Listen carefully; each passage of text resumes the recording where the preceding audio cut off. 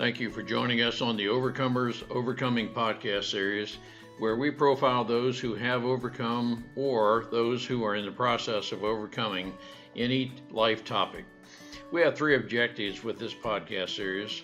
Our first objective is we want you to know that whatever you're experiencing in life, whatever you're encountering, you're not alone. We want to join you to let you know that we together can help you through whatever challenge you may have that at the time may seem too difficult to be able to overcome. Our second objective is to help you determine with a very confident resolve there are multiple solutions, multiple factors involved in any life encounter. It's a matter of thinking into and thinking through the life situation you are encountering to determine the various options, the various solutions that are available to you. Our third objective is to help you with critical thinking skills. If whatever you're experiencing is a result of a decision you made sometime in the past, such that if you had a life redo, you would make a different decision, we want to help you determine the objective facts and factors to evaluate to help you reach a more informed decision. I'm Ron Cooper, founder of the Cooper Culture. I'm with my wife and business partner, Marty. Together, we are the Cooper Culture, and the Cooper Culture is sponsoring this podcast series. Today, we feature Paul Henderson, who has a great story of overcoming. You'll learn that he has had some suicidal thoughts. He's had feelings of low value, not understanding really what his purpose in life is. He was unemployed for a period of time. He and his wife had to reconcile some marital aspects, but Marty, he's got a very positive attitude. He surrounded himself with positive thinking people. What are some insights our listeners can gain from Paul's testimony? Ron Paul's testimony or his podcast tonight was the power of a mentor. Paul had some great mentors in his life that poured themselves into him, helped him with his confidence, helped him with his thought pattern, a mindset. I want to say to those out there that are listening, if you have a heart for children or you have a heart for teens, you have a heart for someone that you know is struggling, reach out to that teenager or reach out to that person and pour into that person's life the way guys poured into Paul's life and helped him in so many ways. Let's all purpose to be an agent of transformation. Let's listen to Paul and learn what he has to offer everybody. Paul, thank you so much for joining us. Our listeners are going to be very interested in your life story. One of the very interesting notes that you have that I think describes your attitude is, within every adversity lies the seed of an equal or greater benefit. Paul, that seems to reflect an attitude. It seems to reflect likely who you are. I'm supposing, Paul, and I think our listeners will learn this from you, there's probably nothing in life that will keep you down. We may each go down various times, but nothing is going to keep us down. There's no adversity that will do that. And Paul, I just sense that is a part of your life story. But Paul, thank you for joining us. And our listeners are going to be intrigued with how inspirational you can be for us. Yeah, Ron and Marty, thank you so much for having me. I'm excited to spend this time with you.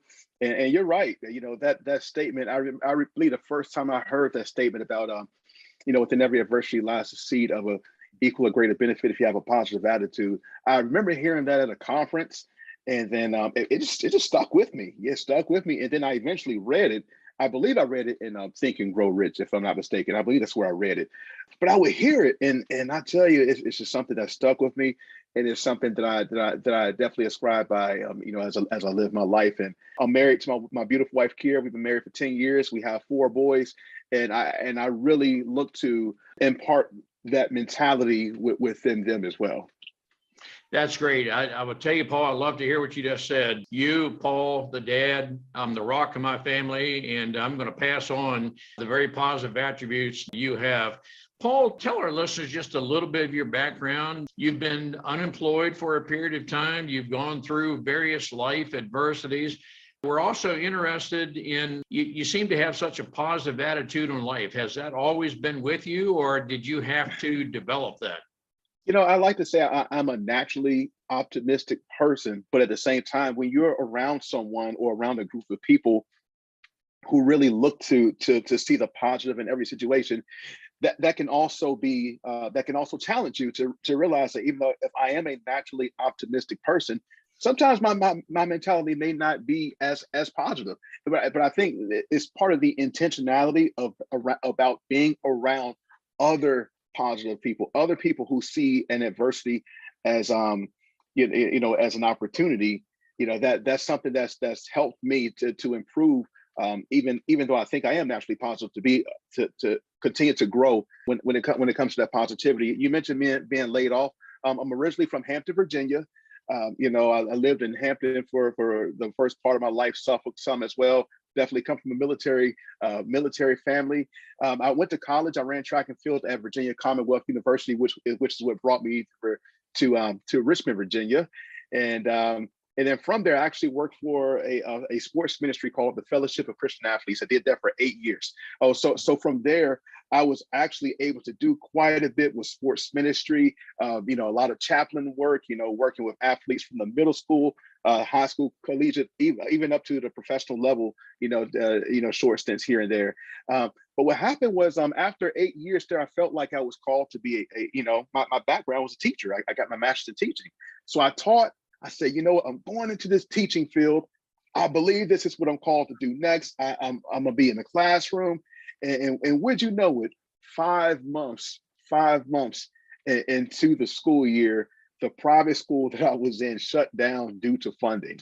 Oh, And at the time, my wife and I, we've been married for 7 years at the time. So, 6, 7 years at the time. We had two little boys. She was pregnant with our third, and so we lose all of our insurance. We lose our income. She's on bed rest, and we're not bed rest, but she's not able to work as much on maternity leave, and we're like, how in the world did this all happen? This was not a part of the plan. So this was in 2017 when this happened. And I was laid off January of 2017. So almost 5 years ago. so Paul, that's two children. You have the third one on the way. So you have Right. expenses and no income. As I think about that, and as our listeners project themselves in that situation, that was, you could justifiably say, boy, that was time for despair. We have no idea if we're going to be able to keep this house. Maybe you thought, I don't have any idea how I'm going to feed my family.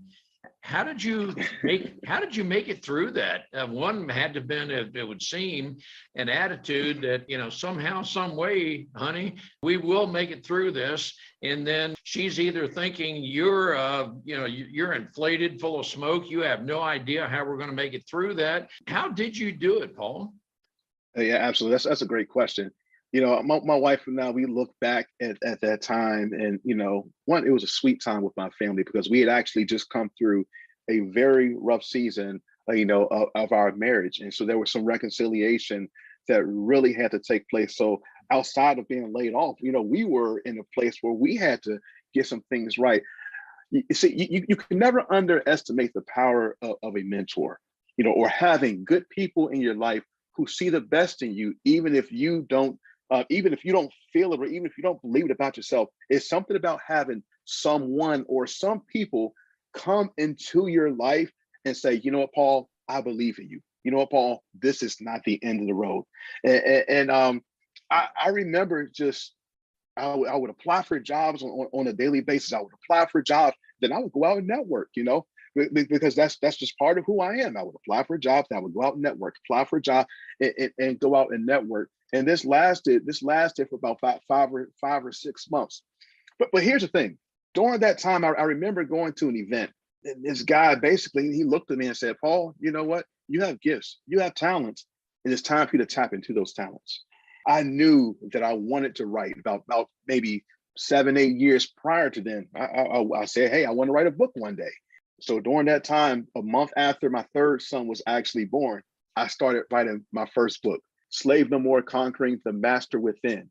And I started writing that book on April 5th of 2017.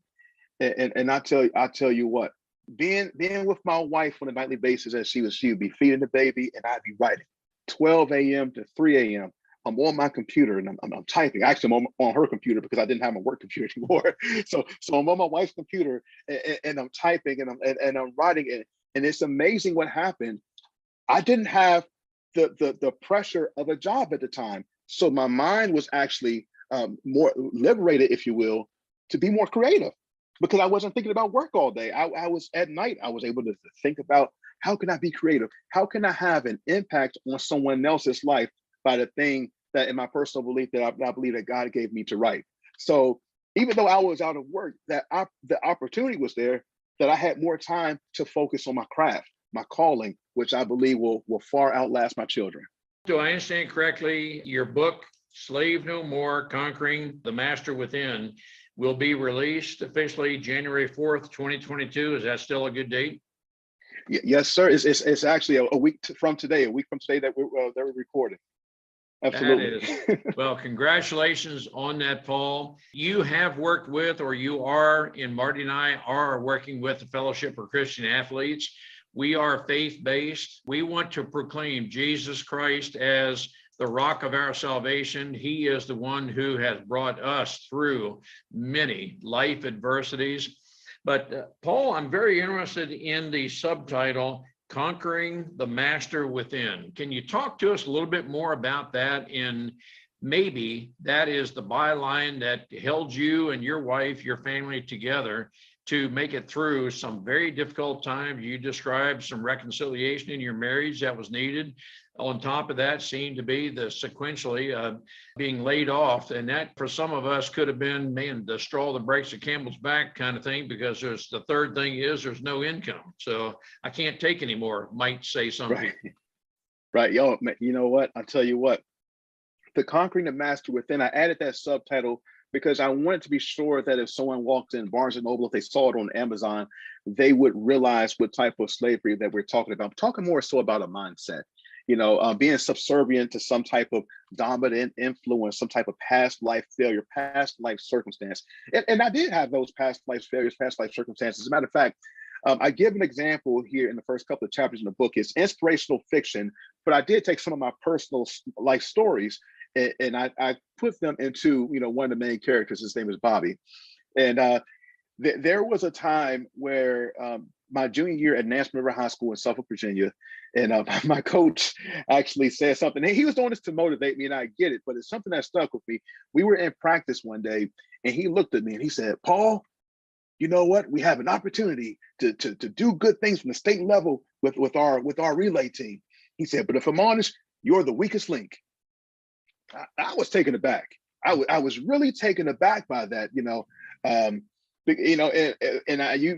I practiced as hard as I could for the rest of the day. Thankfully, we finished third place in the state, which was we were ranked like 15th. So to finish third, we overcame quite a bit there. But it was something about that. Once again, I understand what he was trying to do. He was trying to motivate me. But the power of those words, it was almost like those words were a seed that were planted into my mind that, I would go to another place. I would go to a job and I don't want to be the weakest link. I would be involved in a group project. Well, I don't want to be the weakest link. So that became like a master that I had to conquer within my mind and then within my heart. And I had to realize that, God's word says that greater is he that's in me than he that's in the world. So I can either succumb to those words that my coach said about me being the weakest link with him in any type of given situation, or I could remember, what God's word said about me, with people who have poured into my life and they say, "Hey, Paul, you're awesome. Hey, Paul, God has a purpose and a plan for your life." When they would, without remember those things, or if they would say those things, it's almost like they were putting out that destructive fire, that was started, unintentionally by my coach back in 2001. So that's something that I talk about within the book. That was one of the masters within that I had to learn how to conquer. Absolutely. Mindset is extremely important, Paul. And I know a mindset and attitude for me are virtually synonymous. But if your mindset is positive, you'll find the positive in everything that you are encountering. Talk to us a little bit more about the mentor, and when you had, when you were taken aback from what your track coach said about you being the weakest link, did your mentor help you process that correctly to have the right attitude, the mindset, and so forth? But I'm very interested in a little bit more the role of the mentor in your life. Okay. Yeah, absolutely. So what happened was I didn't realize how impactful that thing was with the with my track coach, saying that I was weakest link. It was years before I was able to realize that that was something that it had an impact that it carried on, beyond my time running in high school. It was years. I mean, as a matter of fact, back in 2007, so that happened in 2001, 2002. In 2007, I was struggling pretty badly with suicidal thoughts. I would be running to the track at VCU, and I would hear these crazy thoughts telling me that your life doesn't matter, no one cares about you. You're the weakest link, and all these things would be flooding my mind. They'd be flooding my mind as I'm running to the track. And then I remember it was actually before my very first FCA camp in 2007. I called my mom. I called my mother, and I told her. She knew what I was going through. And then once she said, "Paul, where are all these thoughts coming from?" And then the more we began to unpack it, the more we began to realize that there were bad seeds that were planted along the way that I'd allowed to take root in my life, and I hadn't done anything with them. So through that time of talking with my mom, it was a pretty long conversation. It was the summer of 2007. Now I just remember being on the phone with her, and she basically began to, whatever was said negative about me, she began to say the positive. She began to speak promises over my life. So that's pretty much where it started. That conversation with my mother back in 2007, her realizing that bad seeds had been planted and saying, you know what, we're going to speak God's promises over your life to combat the negative seeds that have been planted. And then over time, I've had mentors. I think of a guy named Tim. Tim is a guy that always says, "Paul, I see the best in you." I think about Michael Stock, who's my former supervisor with the Fellowship of Christian Athletes. Paul, I see. As a matter of fact, Mike was the guy back in 2005 to 2007. He would come out to VCU's campus. I was struggling at the time.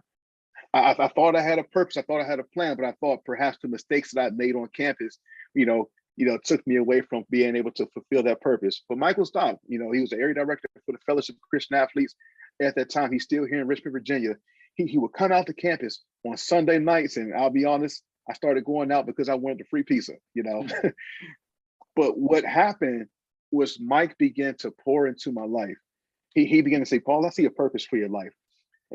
One of his favorite Bible verses talks about it's in I believe it's in Ephesians, where it talks about you're God's masterpiece, created to do the work that he created for you a long time ago. So he would talk about that and talk about that and talk about that. And then one day it hit me. This guy's telling me that I'm God's masterpiece. So I can either choose to believe that, or I could believe that I'm the weakest link. And there was a choice that I had to make. Well, it's very important that you, and thank you for feeling vulnerable to confident to be able to discuss some very low points in your life. But there's some number of our listeners who also have had, or maybe are having, suicidal thoughts. They have maybe, as what I'm believing you're saying, roots in the past, from the past, that when evoked, provoked, can bring up those negative thoughts, which tend to emphasize the negative aspects of your life. But I sense your mother was a huge benefit, yes, biological, but in the form of a mentor to help you realize that he that is in you is greater than he that is in the world. You can, with the right mindset and attitude, conquer. Mike, Tim, in combination in various forms, mentoring. But Paul, I just sense that right there are three very instrumental people in your life that helped you overcome some low points. And what you said earlier in this conversation is you need to surround yourself with very positive people. I think that is I don't think we can overemphasize the necessity of that I know from personal experience, and I'm witnessing it now. You can almost always find whatever you're looking for. And if you have negative thoughts, you'll continue to add to the negative. But if you have positive thoughts, you may have to look harder and longer, but you'll find them. And the mentors will help you find those positive thoughts and help you on the road to the positive. Did I describe some aspect of your life, how you maybe overcame some low points? You mentioned suicidal thoughts. And is that what is helping keep you on the positive side? Yeah, absolutely, absolutely. And the people that I mentioned, what from my mother to Tim to Mike, obviously I still talk to my mom, this is my mother, but Tim and Mike to this day, I still talk with them. As a matter of fact, they both played a role, with my book when it came to testimonials, or Mike actually helped me with the interior artwork. And then now there's a guy in my life, I believe sometimes at different stages of your life, you have different people who serve different purposes. Now there's a guy, we go to the same church. His name is Roger, and some of the things that I deal with now, I'm able to call Roger and say, hey, as a father, I'm dealing with this. Married with 4 children, my age ranging 9 years old to almost 2 years old. So, and every once in a while, I was like, Roger, I'm feeling a bit overwhelmed. I feel like I have a lot to do, but sometimes I still deal with these thoughts and, of failure or not wanting to drop the ball, but knowing that I can call a guy like Roger and he'll just say, hey, Paul, you can do it. Hey, Paul, God has a big plan for your life. Hey, Paul, you can do it. It's just something about hearing that over and over and over again, and allowing the good words and the good seeds to drown out any negative thoughts that have been put, that I've allowed to grow at one point or another has been very, very helpful. So absolutely having someone in your life, and thankfully in my current role as the dean of students at a private Christian school here in Richmond, Virginia, I'm able to play that same role for children, and which I'm thoroughly thankful, to be able to have that opportunity. Who do you know or may think of who may need a note of encouragement, who may need a voice of encouragement? As you get to know people and you know them very well, those people know you care. And when you ask the question, as was asked of Paul, what do you need? That person knows that you care enough to ask. And there's some of us who want to mask our needs. We're not going to voluntarily tell you that we have a need, but it's incumbent on you to discern the need I have. And when you ask, you will learn from me what my need is, but I will not voluntarily tell you that because I've masked some of my insecurities. I've masked the fact that I have a need, and it could be a matter that I just don't feel comfortable asking anyone to help me through a situation I am in. I want to encourage you to reach out to somebody and get to know them well enough that you can just give them a verbal note of encouragement. Let them know you care.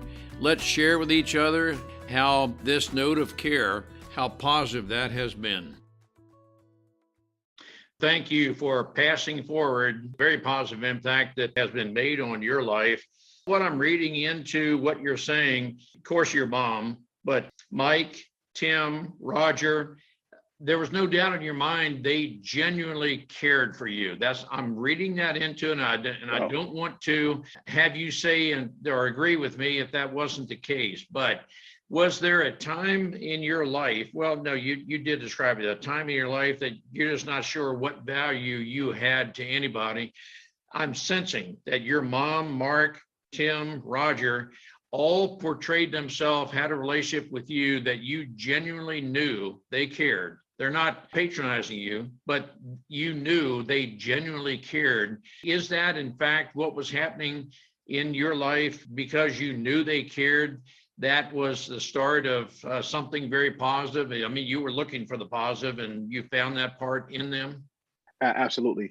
As a matter of fact, I'll give you an example. So when I finally found a job about 5 to 6 months later, thankfully through that time, just through some things that I did, I hadn't asked anybody for any money after being laid off. And, we had gone through a lot of our savings. I hadn't asked anybody for any money. it came time for that last month. Actually, I just found a job, a sales job. And at the same time, I was like, I have no clue how I'm going to pay my rent. I got my wife here, got these 3 little boys. How in the world am I going to pay my rent? And for the first time, I was going to ask somebody. And I was in a very vulnerable point, because as the man of the house, you don't want to. You're going to be able to provide. And I mean, I've done things like I had gone and donated plasma, all kinds of things, just to be sure that we had something to eat. So I remember I was about to make my first call to someone and say, hey, we just need some help with our rent. Would you mind helping us out? Before I could pick up the phone, my friend Tim called. And I said, hey, Tim, how's it going? He said, Paul, what do you need? And I was like, what do you mean? He said, Paul, what do you need? And I said, I'll be honest, man. I was just about to call someone to see if they could help us with our rent. He said, you don't worry about it. I got you. He said, you just pay me back whenever you can. You got a new job. You got a young family. I got you. Tell me where to send it, and I'll do it. And then the next day, I was headed into work, and I said, I can just drop it off. And he said, nope, I'll drop the rent off for you. You focus on your first day at work. You pay me back when you can, which I did. I paid him back, in really good time. But the care that he had for me, which is so genuine, that he was able to know that we hadn't really talked as much, but he was able to know that my family was in a tough spot, and to say, hey, what do you need? I got you. I care for you. I care for your family. You have a job now. Let's help you get on your feet. I'll tell you what, that's something I'll never forget. Ron, I'll never forget that moment. And to this day, he's still one of my best friends. Absolutely. And mentors. That is great to hear, Paul. That's a great testimony. For the listeners who might be saying, Paul, I'm experiencing right now what it came through COVID, or whatever the reason is. I don't have a job. I don't, at least on paper, I don't have enough money to pay the rent, pay the food. I'm at a point of utter despair, Paul. Can you help that listener with a call to action? Paul, they may be at a point of, who knows, suicidal thoughts. At least they're at some point of distraught despair. They don't know where to go, what to do. What would be a call to action you would recommend to that person, that you would tell them, hey, there is hope. There is always hope? First and foremost, to any listener that's out there, first, we need to start with a foundational understanding that your life has value and your life has a purpose. So you might be in a tough spot right now. It might be in a tough situation, but your life has value and your life has so much purpose. It's unbelievable, how cared for you are by people you don't even know. There's so many people out there that you don't even realize they think about you. They care about you. So there's so much value in life. The second thing, if you find yourself in a very tough spot, the thing that really helped me back, during that time period, was I believed that I was going to make it through that time frame. I believed that I was going to make it through that rough season of my life. So what happened from that belief came ideas, came solutions. The belief led to ideas, that it led to solutions. I had no idea that I would end up. For example, in my personal story, I ended up having to donate plasma here and there. But when my family needs to eat, my family needs to eat. And if that's what it takes, then that's what it takes. I end up, I sold, I had a few products that I could sell. Hey, I'm gonna go out there and sell these things to at least cover my bases, so that I can make, and it's amazing, the ideas that would just come from the simple point or the simple fact that I believe. See, when you really believe that you can do well, sometimes that's all it takes for the ideas to start to come. Along with believing, just having some good people around you who are believing the same way. I didn't want to be around people who would just have a pity party for me. I was not interested in that at all, because that was not helping my family move forward.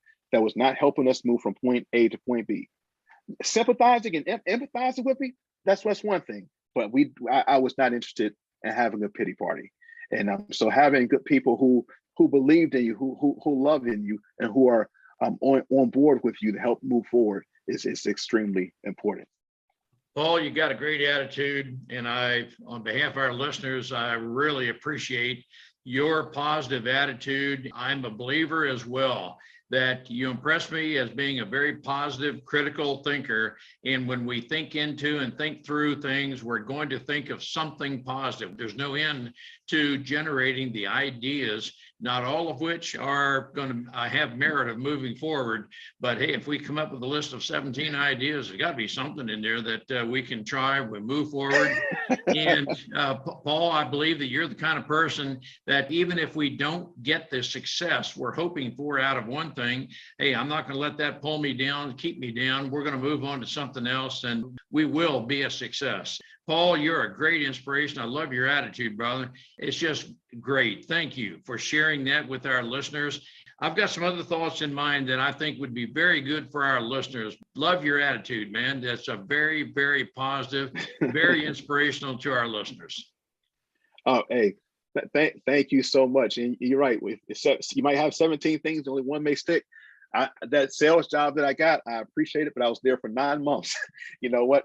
But before that, I was able to write this book. And, you know, it's 5 years later, and here we are about to publish and prayerfully, you know, impact a lot of lives that came from a time when I was out of work. Paul, thank you again. And we're going to do everything we can to promote your book, Slave No More, Conquering the Master Within. Is the book available at all traditional book sales locations? Yeah, absolutely. It's available. You know, you can go online, and I'm not sure which brick and mortar stores it'll be in, but it's available at any online retailer, Barnes and Noble, Amazon, Target, Books A Million. You know, you go there, that's where it'll be. Well, that's great. Paul, thank you for the great inspiration. Nothing is going to keep you down, partner. You're always moving onward and forward. Thank you so much. I appreciate the time, Ron and Marty. Thank you so much for having me. God designed every one of us to need and benefit from relationships. Those relationships are the type that we just inherently accept each other, we care for each other, and that's a genuine outreach from the heart when we display to someone else the fact that we care. And that manifests itself in several different ways. One of the greatest ways from my life that care is manifested is in the fact that we accept each other. Acceptance is a huge attribute that we need to know that we are accepted. We may have quirks, we may have various personalities, we may do things a little bit different, we may think just a little bit different, but the fact is we all need to be accepted. Not everyone is going to accept everyone, but those who have an affinity, those who want to reach out to others and care for each other, those who have an absolute, heartfelt, deep-seated passion to help others, reach out to others, will do that. I want to encourage you to be a mentor to someone. That mentor is a matter of just being available to people. It is an opportunity to help people grow. Let me just say that to be an effective mentor, several different factors come to mind. You need to be growing yourself. And that is, you need to be reading, you need to be associating, you need to be a person of positive thinking. You need to be an opportunist, as Paul is, as Marty and I are, and we want to reach out and touch people with no pretense. We're not expecting anything in return. We just want to advance people. Everyone can benefit from a mentor. I had 4 mentors in my life, not formally designated, but 4 men who accepted me, cared for me. That was huge in my life because I was the kind of person who masked many of my insecurities, and I had many needs, but I would not have the courage to tell you what those needs are. You had to develop a safe space through a relationship to where I would feel comfortable sharing that kind of information with you. People want and need relationships. We're designed that way. God created us that way, and we can flourish and have total fulfillment when we have that kind of relationship. First and foremost, the relationship that we need most is that with our Lord and Savior, Jesus Christ. And if you are in a point of your life where you're just not totally fulfilled with a relationship, I hope you'll accept Jesus Christ as your Lord and Savior. He wants to have that relationship with you.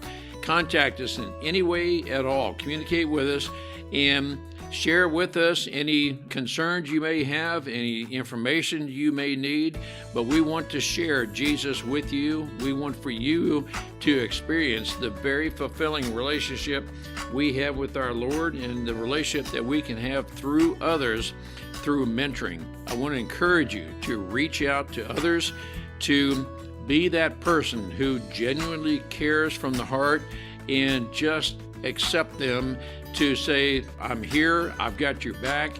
Many different terms that apply to that, but we need to reach out to people and just let them know we care, because there are a lot of us who will not voluntarily acknowledge we have a need for you. But when you develop a relationship with me and you show that you care, I'll be happy to share with you, once we've established that trusted relationship, that you prove yourself to be a safe space, that I'll share with you a lot of my concerns. And if you care enough about me, I care enough about you, we can grow together. Everybody can benefit from a coach, a life coach. Marty and I are certified through the John Maxwell Enterprise as life coaches, and we have a passion to help people live their full potential. Many of us are not, because of different things said to or about us, and we are falling short of what God's potential is for our life. We want to help you to live that full potential. We hope you'll contact us, share any concerns you have. Let's schedule a 30-minute complimentary coaching session and help you determine if Marty and or I would be the right person to help you develop your maximum potential. Contact us at ron@thecooperculture.com or Marty, M-A-R-T-Y, at thecooperculture.com. We would like to have this opportunity to just share with you, share from the heart, and see if we can help you reach your maximum potential. We hope we can warrant a 5-star rating with this podcast series. We hope you will want to subscribe. We also hope that you'll choose to engage with us in the comments section. Send emails to us. Let us know how together we can work to advance people and help them reach their maximum potential. We hope you'll want to share this podcast with your Facebook friends, your Instagram community, your LinkedIn connections, anybody with whom you have a relationship. Let's share together. Let's advance people. Let's share what has worked, what has not worked as well. The more we interact with each other, the more we engage with each other, the greater benefit we will be to each other and those within our circle of influence. We look forward to working with you.